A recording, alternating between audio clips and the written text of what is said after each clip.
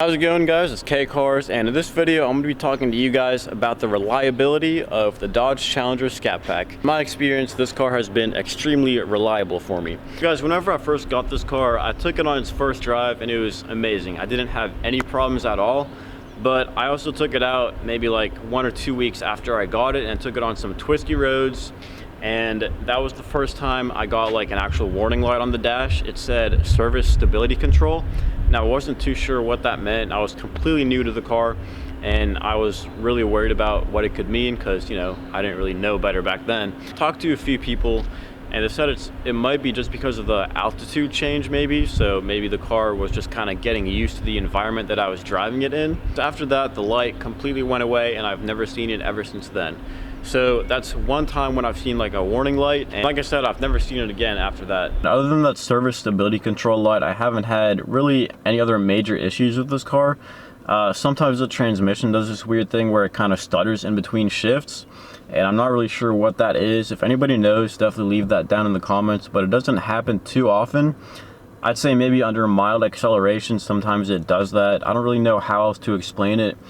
But sometimes if I'm just like lightly accelerating or mildly accelerating, it kind of sounds like it's popping in between shifts. Not like a pop, like a backfire, but kind of like stuttering. That's the best way I can explain it. So that happens every once in a while. It's not like it happens often, but that is one thing that I've been thinking about when thinking about the reliability. But I don't know if that has anything to do with the actual reliability of this car. A lot of people have been saying that Dodge does not make reliable vehicles, and I think that's just somebody's opinion. In my experience, this car has been very reliable, like I've said. I've been taking good care of this car. You know, I don't race it all the time. I drive like a grandma usually in the city. I also do regular maintenance on this car. So I believe the owner's manual does recommend every 6,000 miles you should change the oil and oil filter. And there's also a lot of other things that the owner's manual mentions that you should do, but those are at like higher mileage intervals. So usually every 6,000 miles, you definitely want to go ahead and replace your oil and oil filter. That's a pretty standard procedure on pretty much every single car. So if you don't do that and then complain that your car isn't reliable, well, that's your problem right there. So definitely, if you want your car to be reliable, definitely follow the maintenance schedule that is in the owner's manual. That's what I've been doing, and this car has been extremely reliable for me. I have taken it on many different trips. I took it to Ocean City Cruise Week twice. I took it to Street Speed 717's drag racing events, I think like 3 or 4 times. That was like a 5-hour drive for me. Same thing with Ocean City, and I have taken this car to a bunch of different car meets in Pittsburgh. I can't even count the amount of times, probably like 20 to 50 times I've taken a trip up to Pittsburgh. That's about an 1.5-hour drive for me. Yeah, I haven't had any reliability problems in any of those trips or anywhere pretty much. So going back to what I said about driving this car like a grandma, a lot of people would probably say that I baby this car a lot, and you know, I guess I do around the city because I don't want to be too hard on it, because if you're hard on a car, obviously it's not going to be as reliable. I actually do have a friend that pretty much floored his car everywhere he went and then got surprised when it blew up. So if you're one of those people, then you probably shouldn't be surprised when your car has reliability issues. So that's why I drive this car like a grandma around the city. And yes, I will admit, I do make a bunch of people mad by driving the speed limit, because a lot of people are in a rush to get everywhere. And I also drive pretty slow over speed bumps and potholes, or just completely go around. If you don't do that and you just completely hit the potholes or whatever at a high speed, then you also are at risk for getting a flat tire, which isn't really a reliability issue with the car, but that's also something that I wanted to mention in this video, since, you know, if you have a flat tire, then you can't really get anywhere. Something else that I wanted to talk about is the type of gas that you use. So if you have a V8, like a ScatPack or a Hellcat, then 93 octane is required in these cars. For example, maybe some people put like 87 or like the lowest grade octane in a V8 Challenger, and then it might not perform as well, or it might not be reliable, or it might have issues in the future.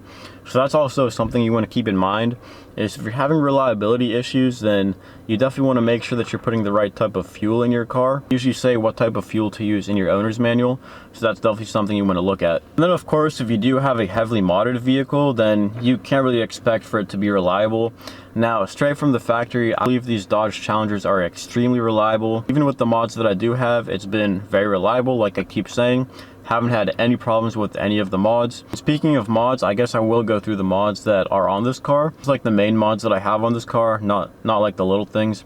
If you want a complete mod list of literally every single thing that I've done to this car since I got it, I have a video talking about everything along with the prices that I paid for them.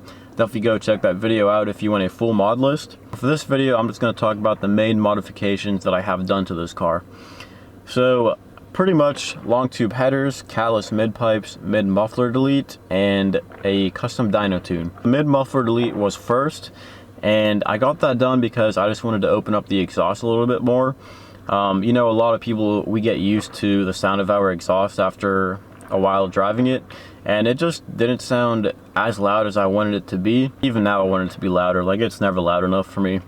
But anyways, it was pretty quiet stock. I just got used to it, so I went ahead and got a mid muffler delete, which is pretty much the first mod that most Challenger and Charger owners do to their cars. It's the cheapest way to get more sound in my opinion, and it really doesn't sound that bad. Like some cars, when you get a mid muffler delete or just like chop the resonators off, sometimes it doesn't sound that great, but for these cars I think it does sound really good. And it does add a little bit of a raspy sound, which I don't mind. I think it still sounds really good.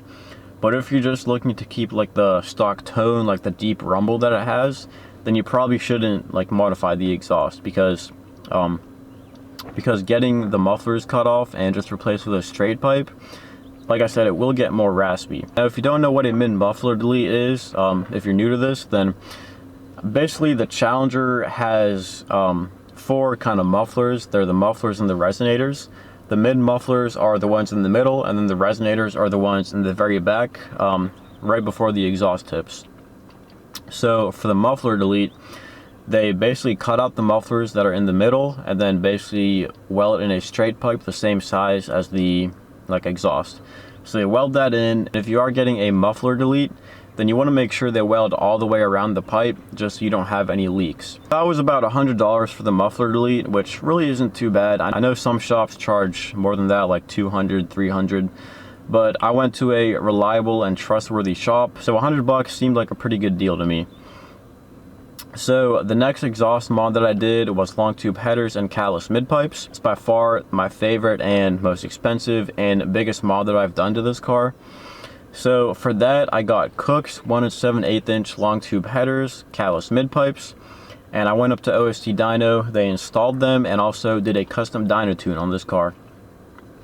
And with the headers, I was kind of, at first I wasn't sure if I wanted to get the headers, because I was looking up videos of Challengers with headers and I wasn't really a huge fan of how they sounded. But I think all the videos that I watched, they all had like catted mid pipes, like mid pipes with the catalytic converter still on there. And I was just looking for that completely raw sound, so I just decided to, you know, go ahead and get the headers, but instead of getting catalytic converters in the mid pipes, I would just get a like completely Calais mid pipes. I definitely do not regret any of that. It sounds insane. Definitely a lot more raspy as well, but a lot more opened up and definitely more volume.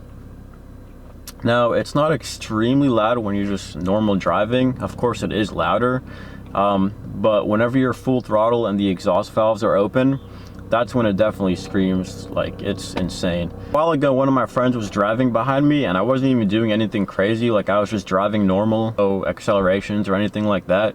And he said it was the loudest car he's ever heard. And it really sounds a whole lot different on the outside than it does on the inside. I've only heard this car from the outside, I don't know, maybe like 3 to 5 times maybe. So I haven't heard it that many times, but trust me, it does sound a whole lot different on the outside and a lot louder on the outside as well. You can't really judge how loud a car is just by driving it. You definitely have to be on the outside to get the full experience. And the headers and Calais mid pipes along with the muffler delete, I think that was a really good choice for this car. And if you're looking to get a lot more sound out of your Charger or Challenger, I definitely recommend doing that, because that's probably the loudest setup you can get, unless you want to get like an aftermarket ScatPack, but those are very expensive and I'd rather just go ahead and cut the mufflers off and do it the cheap way. And it still sounds really good, and I like how the stock tips look, so I don't think I'm going to be getting an aftermarket ScatPack. But one way to get more sound out of this car and power is to do a cam. So that's one thing that I've been thinking about. I'm not sure if I will be doing that. I will be talking about my future plans for this car and the Jeep in a separate video, so I'm not going to reveal too much in this video. In this video, like I said, I just wanted to talk about the reliability of this car. And like I said, no issues whatsoever except for that one service stability control light that I had way back when I first got this car, and also that transmission stutter. But like I said, I haven't seen that stability control light come on any other time other than that one time, so I'm not worried about that at all. And then the transmission stuttering, I don't really think it's an issue. I haven't really, it hasn't done that in a long time. So yeah, no other problems other than that. Yeah, if you just maintain your car, take good care of it, don't drive it too hard all the time, then yeah, it'll last you a long time and be really reliable. Now, I'm not saying drive it like a grandma all the time. Go out and have your fun every so often, but don't drive like that all the time. Like, you want to drive normally when you're just in the city or anything like that. You don't want to be completely flooring it, because then you will probably have reliability issues sometime down the road. That's probably going to be it for this video, guys. If you have anything you would like to add to this video, make sure to drop that down in the comments. Also, if you have any questions at all, also leave those in the comments. And if you have any video suggestions for videos you would like to see in the future, also leave those down in the comments. And if you found this video informative or entertaining, make sure to like, comment, and subscribe. And as always, thanks for watching.